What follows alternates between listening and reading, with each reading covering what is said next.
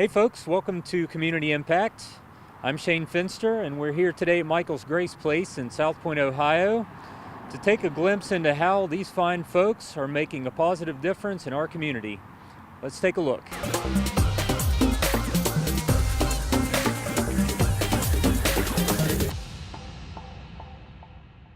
Okay, so we're here today with Justin at Michael's Grace Place. Thanks for inviting us down today. We No problem. appreciate it. So how long has Michael's Grace Place been in operation? 10 years. 10 or 11 years. Mhm. That's Yeah. really great. And what is the typical customer base that you serve? Where are they from generally? Usually from around here, the local area. And yeah, that's pretty much. Around the local area? Yeah. So that would be South Point South Point, primarily? Burlington, Chesapeake, Great, as long as they're in Ohio. great. With respect to days of the week that donations are available to folks when they can come into the shop, what are the days and times that folks can stop in? Well, we're closed on Sundays. Mondays, 8 to 1:30.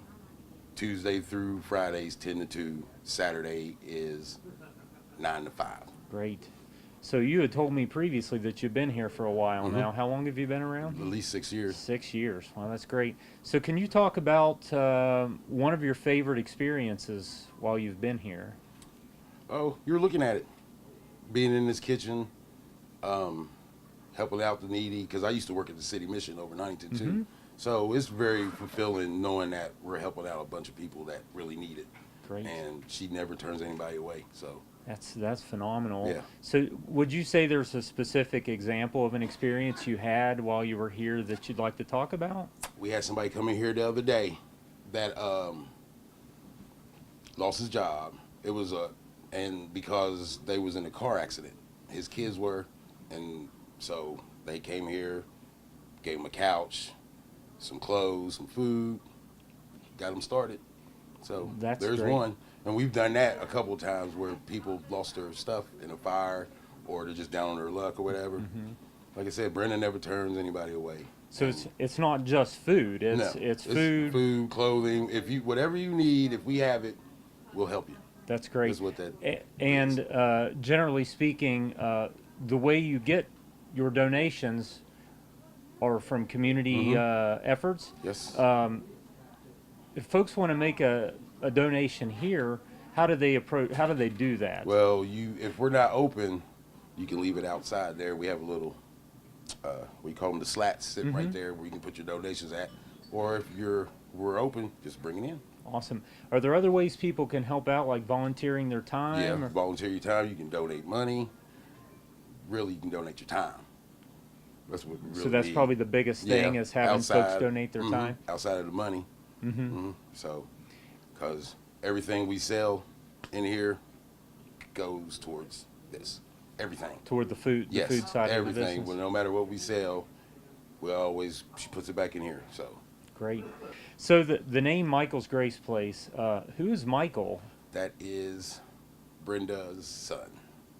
What was it? 2001 or 2002 was killed in a car accident. You know, if you ever rode on I-64 going towards the Huntington Mall and you seen them 5 crosses, that's her. This is her son. And his wife and their kids. The only surviving kid is Gavin, and she has it. Wow. Yeah, that's, I used to ride past that all the time and always wondered who that was. Yeah. And came here and found that out. It was just like, wow. So what inspired her from that tragic event to open Michael's Grace Place? Well, I think that she's always had this. I think that incident just maybe sped it up. It was a motivation to kind of move things along more quickly. To honor him and to do something good for the community. Because like I said, Brenda is amazing. And that's tragic. And I'm glad that she was able to turn it into something, Yeah, so, absolutely. So yeah. for those who haven't met Brenda, what is her role here? She's clearly the founder, but Would you say she's probably kind of the driving force behind things as well? Yes. Yeah. You know, we have to stop her at times from helping. We're like, we got it. You need to sit down, you know. But she just can't help herself. She has to, you know. So we have to kind of control her in that sense when it comes to moving stuff or bringing in donations or carrying out food boxes. If we don't have enough people, she's always right there. I'm like, Brenda, we got it. I'm We here. got it. Yeah. Just please sit down. You know, you do more than enough. Right. So, you know, but it's still great to be here. You know, I'm glad I'm here. I'm glad you're here as well and took the time to talk with us today. So I guess in closing, is there anything else you'd like to talk about from your experiences here, or just as an encouraging word for those in the community who perhaps have not been here, either as consumers or as donors? Is there Well, any I would final just words? like to say that if you're willing to or able to help, can help in any way you can, it would be greatly appreciated. We can always use the help. We can always use the donations. Always use the money. That's nothing. So, you know, just know that we're here. And if you need help, you can come in and we'll try to do our best. You know, that's what we always do. Fantastic. Great people. Oh, and we need a new building. And we need a new building. Yes, we've been here. Oh, gosh. This building's terrible. We make the best of it. That's but right. This is terrible. Well, hopefully someone sees this and can help us out with that as well. All right. So, well, Justin, thank you for your time today. No problem. All right, so we're here for a little extra special segment with Brenda, who I think is going to share a little bit more information about this awesome facility and a little bit about what they do here. So I understand you've been in operation about 10 years now, and you know, we touched base on a previous segment here about just basically what it is that you provide to the community, who your customer base generally is, and what people can do to help. So just basically looking to see if there's anything else you'd like to share about the operation in terms of need, or how you really feel Michael's Grace Place positively impacts the community. So let's start with need. Is there anything else you'd like to talk about with respect to what would really help drive the business a bit better? All of our bases donations. Everything that we have is on donations. So if you have anything out there you want to get rid of, we'll take it. And that we have clients come in here. Some of them that come from the streets that can afford. We sell a bag for $5, and you can get to a couple $100 worth of, if you put it in right, a couple $100 worth of clothing or whatever. And but if they come in, they can't afford that, then we give it away. And most of our big appliances and stuff is giveaway. Mm-hmm. Every once in a while we can sell it, but most of the time it's somebody that really needs it. Yeah, So. from a house fire or House flood fires, or something to that effect. flooded, or if they come in and they get ready to set up house, or we get a lot from around in the community. They just get out of rehab and stuff, and they're getting ready to set up again. They've lost everything, and we have agencies that brings them in, and we give them what we can give. That's great. So what do you feel the biggest impact is that Michael's Grace Place has within our community here? There's such a need out there anymore, because the jobs and stuff that's out there are minimum wage jobs, and there's so much addiction and stuff out there that even if you go to some of these discount, too much for them to be able to come up with. Like even if they can find a refrigerator for $100, it's too much for them to come up with a refrigerator. Right. It's too much for them to come up with a couch for $100. And you know, sometimes they'll say, "Well, I can't give you 100. I'll give you 25." Okay, we'll take 25. So, or we'll give it to you free. Yeah, anything to help out, basically. Great. So, are there any stories you'd like to share about an experience you've had while being here?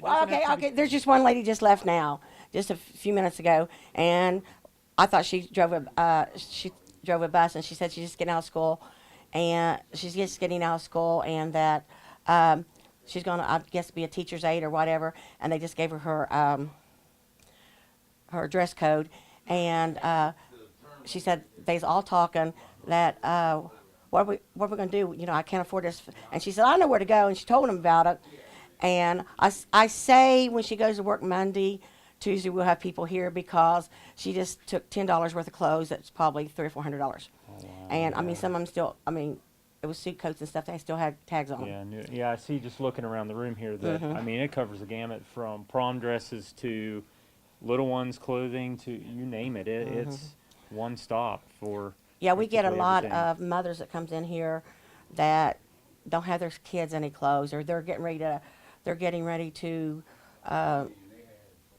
have a baby, and they don't have a baby bed, or they don't have clothing or whatever.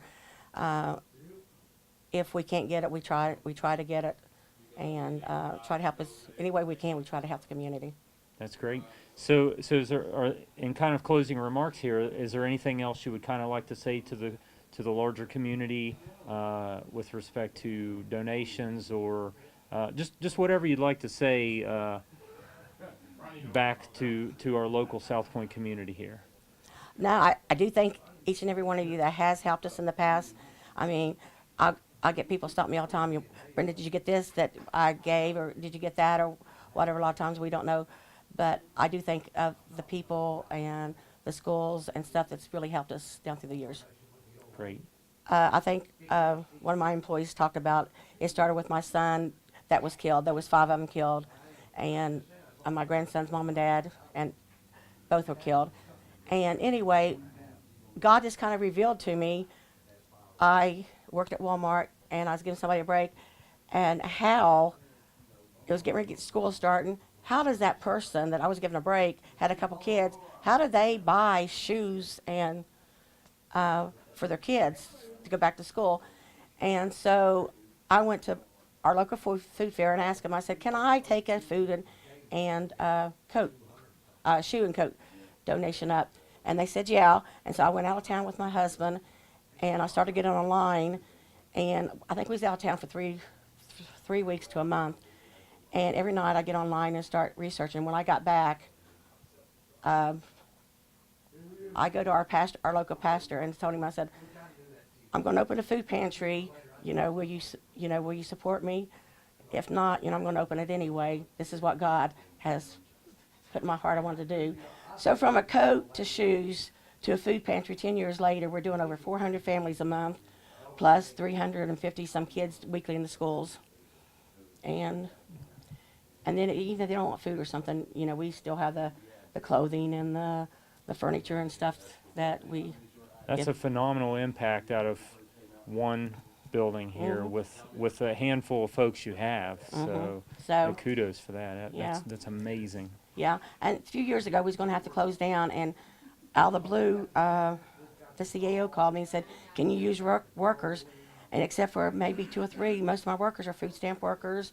We get court order workers, so we provide service that way that they can get what they need for their government assistance and stuff. So I see a bigger building and a bigger place and even more services than, I'm just waiting on doors to open, which I know God's going to open them one of these days. And I'm looking at property, hopefully maybe some property, and build a building or something. But I mean, we've been in this building for, as I said, 10 years. Not until year before last, we had no heat. We still don't have no air conditioning. We worked in this and never turned anybody away. We always open on Fridays, even if it's 0 degrees in here. And we don't shut our doors unless it's 100. But if it's on Friday, we get food. We only close our doors then. Amazing. It's a God thing. It's a God thing. We all lead busy lives, and most of us don't have millions of dollars or thousands of hours to spare. However, every effort matters when it comes to building up our local community and affecting positive change in the lives of those around us. If you can, you should. For Armstrong, I'm Shane Finster. Make it a great day.